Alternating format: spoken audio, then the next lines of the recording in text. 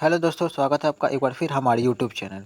आज के वीडियो में हम लोग बात करने वाले हैं अंडरस्टैंडिंग इंडिया के सारे इंपॉर्टेंट क्वेश्चन के। सबसे पहले मैं आप लोग को बता दूं, क्योंकि अंडरस्टैंडिंग इंडिया का जो एग्ज़ाम होगा वो एमसीक्यू होगा। ठीक है, एमसीक्यू क्वेश्चन आएंगे और 50 क्वेश्चन आएंगे। ठीक है, याद रखिएगा। ऑब्जेक्टिव क्वेश्चन आएंगे और 50 क्वेश्चन आएंगे। जिन जिन बच्चों का एग्ज़ाम हो चुका है उनके पैटर्न से यही बात पता चला है कि एमसीक्यू क्वेश्चन आएंगे, 50 क्वेश्चन आएंगे। और एग्ज़ाम हुए वाले बच्चों का क्वेश्चन पेपर को देखकर एक अंदाज़ा लगा कर कि कौन कौन से टॉपिक से ज़्यादा क्वेश्चन आए हैं, उसी को ध्यान में रख कर आज के वीडियो में आप लोग को बना रहा हूँ। यानी कि उसी टॉपिक को मैंने लिया है जिस टॉपिक में पहले क्वेश्चन पूछा गया था। ठीक है, तो इस वजह से आज की वीडियो काफ़ी इंपॉर्टेंट होने वाला, और ये वीडियो आप लोग को परीक्षा के आखिरी समय में बहुत बड़ा काम कर सकता है। तो बड़े ध्यान से आज की वीडियो को देखिएगा। तो चलिए शुरू करते हैं, समझते हैं पहले क्वेश्चन से। सबसे पहले जान लेते हैं कि वेद कितने प्रकार के होते हैं। सभी को मालूम है कि वेद 4 प्रकार के होते हैं: ऋग्वेद, यजुर्वेद, सामवेद, अथर्ववेद।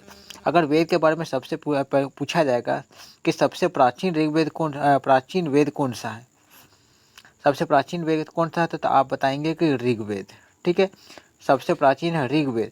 और सबसे नया ऋग्वेद नहीं, सबसे नया वेद कौन सा है, तो बोलेंगे अथर्ववेद। ठीक है, ये आप याद रखिए। सबसे प्राचीन है ऋग्वेद, सबसे नया है अथर्ववेद। यानी कि कुल वेद कितने हैं, तो 4 है। ठीक है, उसके बाद देखिए वेदांग। ठीक है, पुराण का बात करने से पहले पुराने लिखा हुआ पुराण। हमने पहले बताया कि वेद कितने हैं, तो वेद कितने हैं, 4।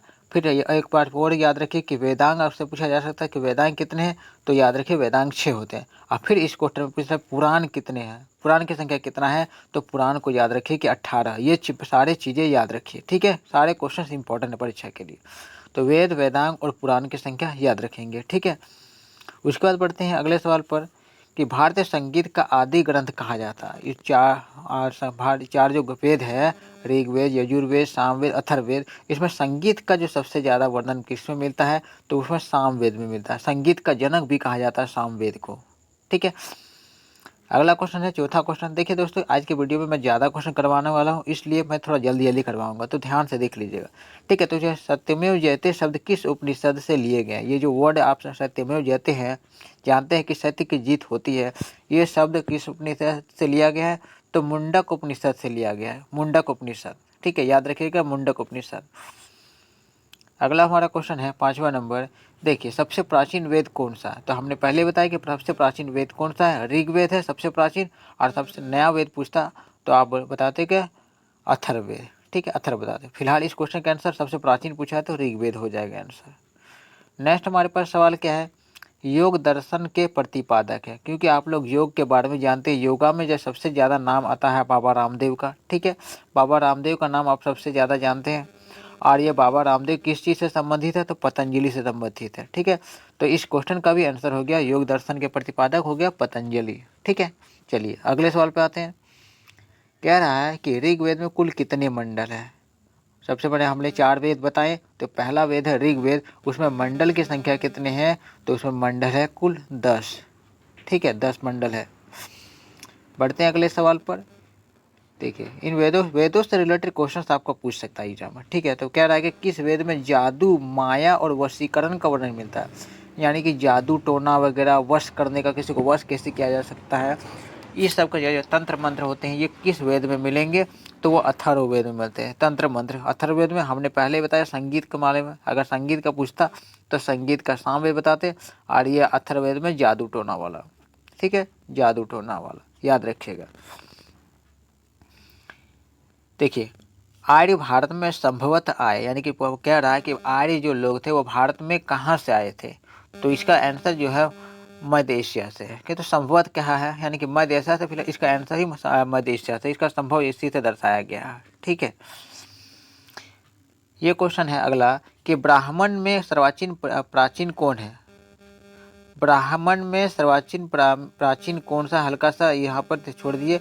तो ब्राह्मण में सबसे प्राचीन है शतपथ ब्राह्मण। जितना भी ब्राह्मण आप देख रहे हैं, सबसे प्राचीन है शतपथ ब्राह्मण। बहुत इंपॉर्टेंट क्वेश्चन है, वेरी वेरी इंपॉर्टेंट क्वेश्चन में इसको रखिए। ठीक है, शतपथ ब्राह्मण।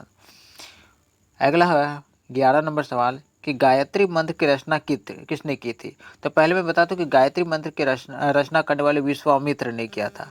कभी कभी इसमें लिखा हुआ रहता है कि सावित्री के लिए ये गीत गाया जाता है। जो गायत्री मंत्र है वो सावित्री के लिए गाया जाता है और इसकी रचना करने वाले कौन है, तो विश्वामित्र है। ठीक है, चलिए ये प्राचीनतम, अगला क्वेश्चन है, प्राचीनतम व्याकरण अष्टाध्यायी के रचनाकार कौन है। सबसे पुराने समय में व्याकरण था वो अष्टाध्यायी व्याकरण था। ठीक है, और उसके लेखक कौन थे, तो उसके लेखक थे पाणिनि। ठीक है, अष्टाध्यायी के लेखक आपका पाणिनि हो गया। बढ़ते हैं अगले सवाल पर। ये रहा सिकंदर से लेकर सवाल। कह रहा है कि 323 ईसा पूर्व में सिकंदर महान की मृत्यु हुई थी।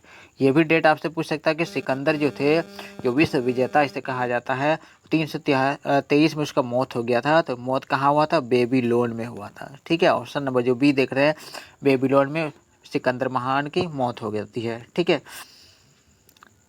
उसके बाद सवाल देखिए, उज्जैन का प्राचीन नाम था, प्राचीन नाम पहले उज्जैन को क्या कहा जाता था। पहले के समय में जो उज्जैन था उसका नाम था अवंतिका।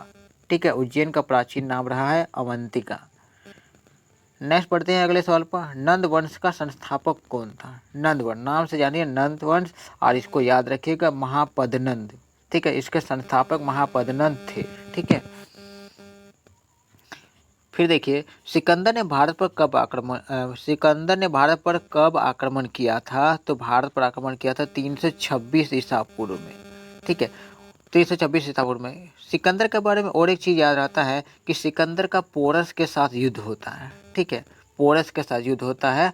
और इसमें एक बात यह भी रहता है, इससे सवाल पूछा जाता है कि सिकंदर की सेना ने कौन सा नदी को पार करने से मना कर दिया था। तो इससे कौन सा नदी था, तो वो झेलम नदी। ठीक है, तो ये सिकंदर से रिलेटेड सवाल पूछा जा सकता है, किससे युद्ध हुआ था, पोरस से। कौन सा नदी उसका सैनिकों ने पार करने से मना कर दिया, तो वो झेलम नदी को पार करने से मना कर दिया। ठीक है, तो सारी बातें आप याद रखिएगा। फिर आते हैं मगध। प्राचीन समय में मगध की राजधानी काफ़ी फेमस था मगध। तो पूछ रहा है इस सवाल में कि मगध की राजधानी कौन सी थी। तो मगध की राजधानी थी राजगृह या गिरिब्रज। ठीक है, गिरिब्रज या राजगृह ये एक ही जगह का नाम था, वो मगध की राजधानी थी। ठीक है, 16 को महाजनपद थे, उसमें से एक महाजनपद था मगध। ठीक है, फिर आगे चलते हैं महाजनपद पर। देखिए याद आपको ये चीज़ रखना है कि महाजनपद कितने थे, 16 थे। और फिर कह रहा है कि 16 महाजनपदों की सूची उपलब्ध है, यानी कि 16 को जो बड़े बड़े, महाजनपद का मतलब होता है राज्य, 16 बड़े बड़े राज्य थे। और उसका सूची हमें किससे मिलता है, तो उससे मिलता है हमें अंगुत्तर निकाय में। अंगुत्तर निकाय में 16 महाजनपदों की सूची मिलती है, उसका लिस्ट मिलता है, कौन कौन से बड़े बड़े राज्य थे और उसके क्या क्या राजधानी थे, ये पूरा लिस्ट उसमें मिलता है। ठीक है, अगले सवाल पर आते हैं। कलिंग विजय, अशोक का नाम आप लोग जानते हैं कि अशोक। ठीक है, अशोक ने कलिंग का युद्ध लड़ा था 361 में। शायद ये थोड़ा सा मिस्टेक हो रहा है, आगे का क्वेश्चन मिल जाएगा। शायद ये सही है ना, हल्का देख लेंगे आगे के क्वेश्चन में। तो पहले ये सही है कि अशोक ने कलिंग का युद्ध लड़ा था, अशोक का जीत हो जाता है। और भारी खून खराबा देख कर क्या करता, अशोक ने लड़ाई छोड़ देता, अब बुद्ध धर्म अपना लेता है। तो अशोक ने कौन सा धर्म अपनाया था, बौद्ध धर्म। और सारे प्रजा में भी लोगों को बुद्ध धर्म अपनाने के लिए प्रेरित किया था। ठीक है, ये 20वां सवाल है कि चाणक्य या कौटिल्य किसका प्रधानमंत्री था। चाणक्य उसी का नाम कौटिल्य था, तो प्रधानमंत्री किसका था, तो चंद्रगुप्त मौर्य का प्रधानमंत्री था। चाणक्य कौटिल्य, इसने कौन सा किताब लिखा था, इसने अर्थशास्त्र किताब लिखा था। इस बात को भी ध्यान में रखिएगा कि ये जो कौटिल्य था उसने किताब लिखा था अर्थशास्त्र।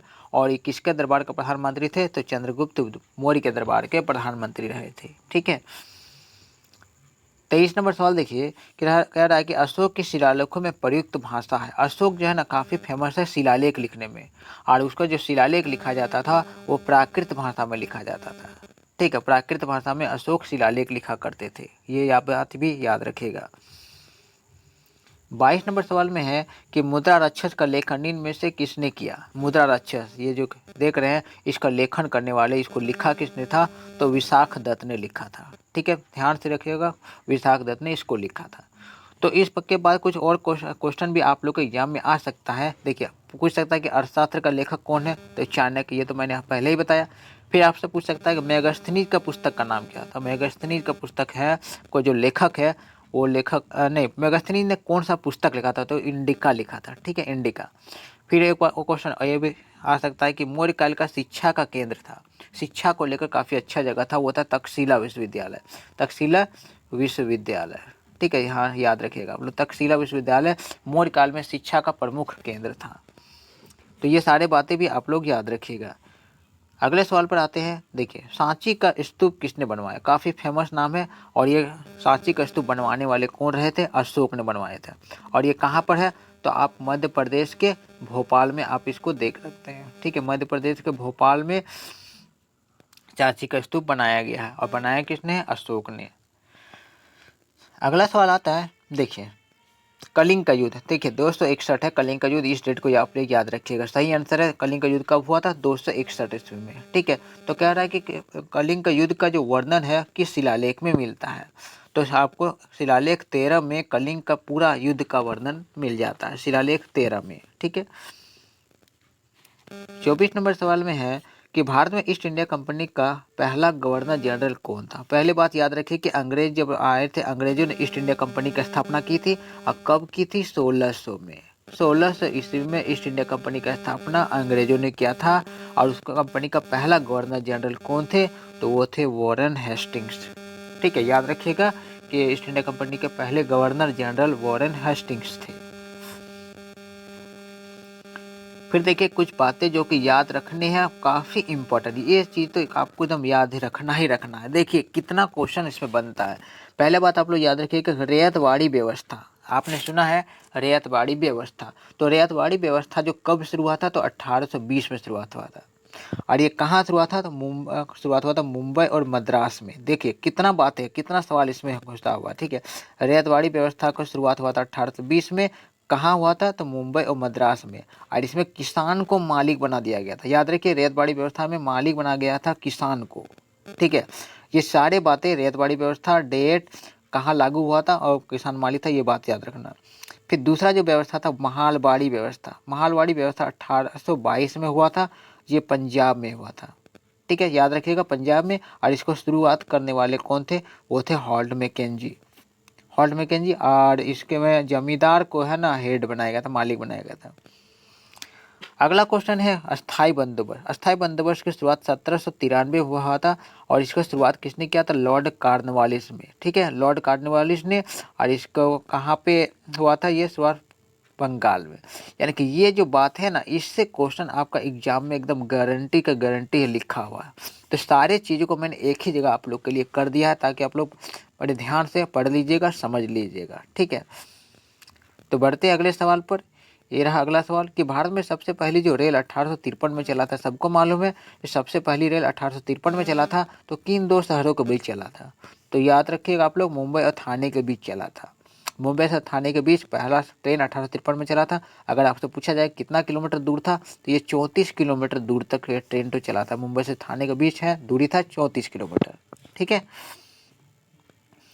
26वां नंबर सवाल देखिए कि poverty and un British rule in India, ये जो बुक देख रहे हैं इसका लेखक कौन है? Poverty and un British rule in India पुस्तक के जो लेखक कौन थे? तो गरीबी, पॉवर्टी मतलब गरीबी, तो गरीबी के बारे में जो पुस्तक जो था वो लिखने वाले रहे थे दादा भाई नौरोजी। काफ़ी नामी आदमी है, इसके बारे में मैं थोड़ा सा इसके बारे में आगे मैं बताऊंगा आपको। ठीक है, दादा भाई नौरोजी के बारे में।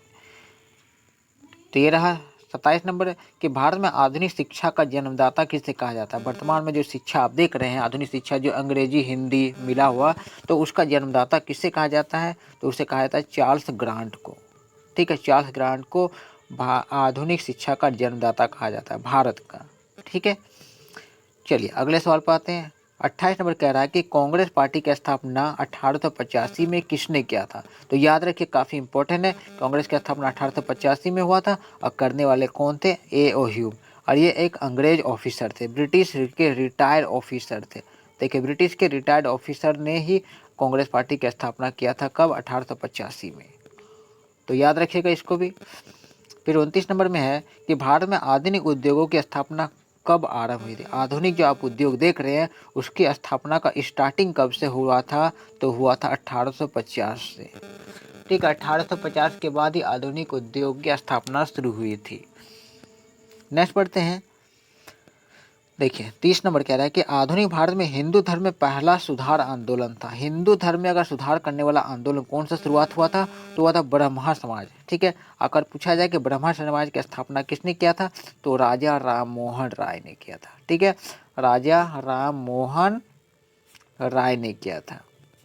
और एक बात याद रखिएगा कि राजा राम मोहन राय ने सती प्रथा को खत्म करने के लिए बहुत प्रयास किया। याद रखिएगा, सती प्रथा, राजा राम मोहन राय एक खुद ही एक इम्पोर्टेंट क्वेश्चन है। तो याद रखिएगा, हिंदू धर्म का पहला सुधार किया था ब्रह्मा समाज ने, और इसके स्थापना करने वाले राजा राम मोहन राय थे, और इसने सती प्रथा को दूर करने के लिए भरसक प्रयास भी किया था। चलिए 31 नंबर सवाल में क्या है, कह रहा है कि 1829 में सती प्रथा का उन्मूलन किसके द्वारा किया गया था। ये देख रहे, सती प्रथा 1829 में उन्मूलन कर दिया गया, खत्म कर दिया गया था देश से। तो उसको उन्मूलन करने वाले कौन थे, तो वो थे लॉर्ड लीटन। 1829 को सती प्रथा देश से अवैध कर घोषित कर दिया गया था, और ये घोषणा करने वाले थे लॉर्ड लीटन। ठीक है, ध्यान दीजिएगा, सारी बातें को अच्छे से याद रखिएगा। फिर देखिए 1873 में सत्याशोधक समाज की स्थापना की गई थी। 1873, ये याद रखिएगा। और सत्याशोधक समाज की स्थापना करने वाले कौन थे, ईश्वर चंद्र विद्यासागर थे। तो मैं आपको ईश्वर चंद्र विद्यासागर के बारे में बता दूं कि ये विधवा विवाह के लेकर काम किए थे। ठीक है, विधवा विवाह, इसने कहा था कि सबसे पहले विधवा का भी विवाह होना चाहिए। ठीक है, इसने क्या उदाहरण देकर अपने क्या किया था, इसने अपने बेटे का शादी एक विधवा से करवाकर समाज के सामने उदाहरण पेश किया था। इस बात को ध्यान रखें, ईश्वर चंद्र विद्यासागर ने ही अपनी बेटे की शादी एक विधवा से करवाया था। तो विधवा को लेकर इसने बड़ा अच्छा काम किया था। ठीक है,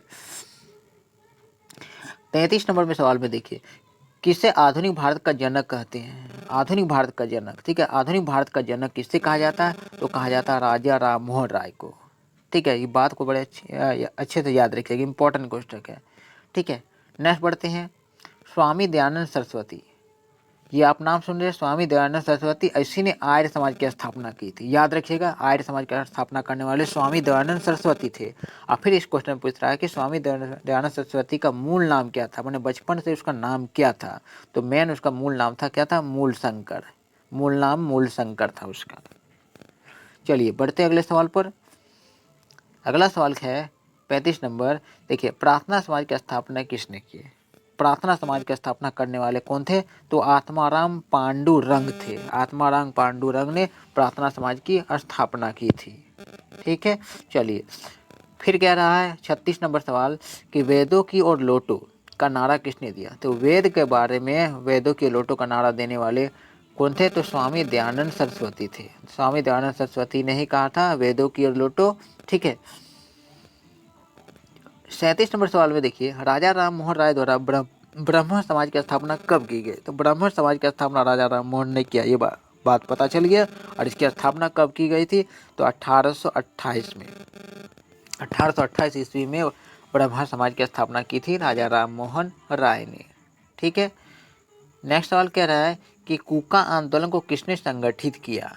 कूका आंदोलन संगठित किया, मैंने पूरा एकता करके उसको अच्छे मजबूत करने का काम किया था गुरु नानक ने।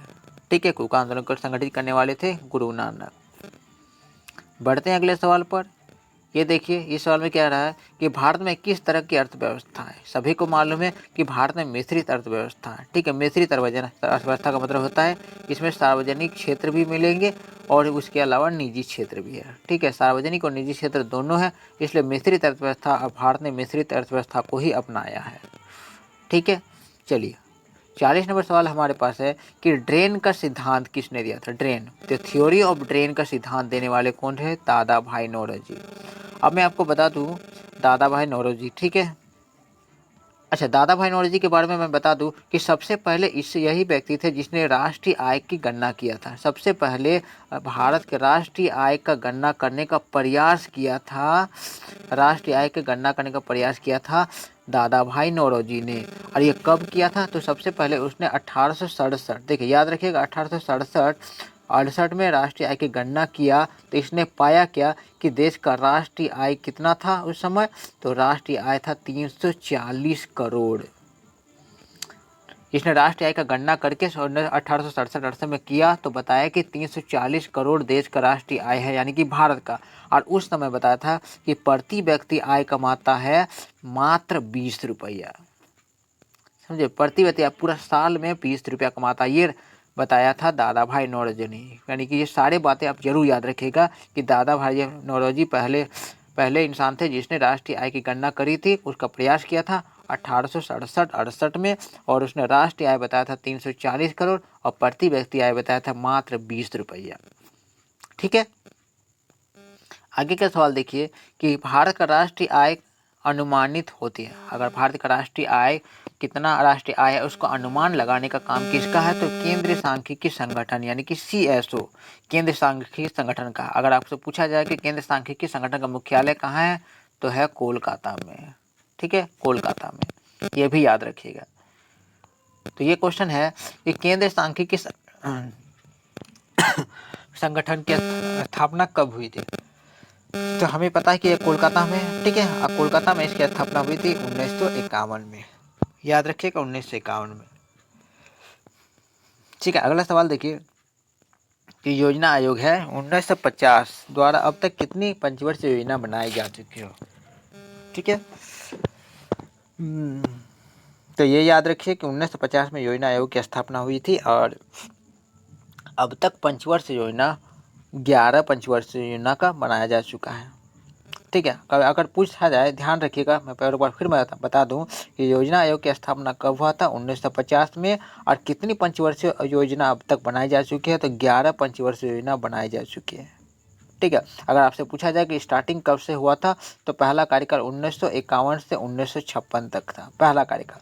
दूसरा था 1956 से लेकर 1961 तक, यानी कि 5 साल का तो प्लान होता ही है।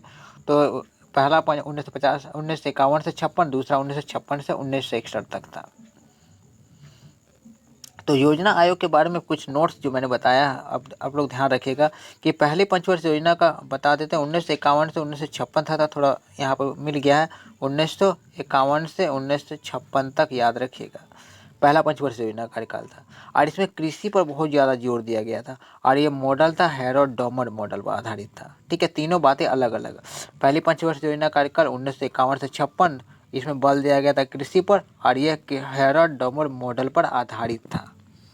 दूसरा देखिए, दूसरी पंचवर्षीय योजना का कार्यकाल था 1956 से 1961 तक, इसमें उद्योगों पर बल दिया गया और इसका मॉडल दिया था PC महालनोबिस। सारे चीज़ अलग, जितना मैंने गोल किया है सारे चीज़ अलग अलग है, जो सारे चीज़ को मैंने, सारे इंपॉर्टेंट बातों को मैंने आप लोग के लिए एक ही जगह कर दिया है, ताकि सारे चीज़ आप लोग को एक जगह मिल जाए, बेहतर तरीके से समझ में आए।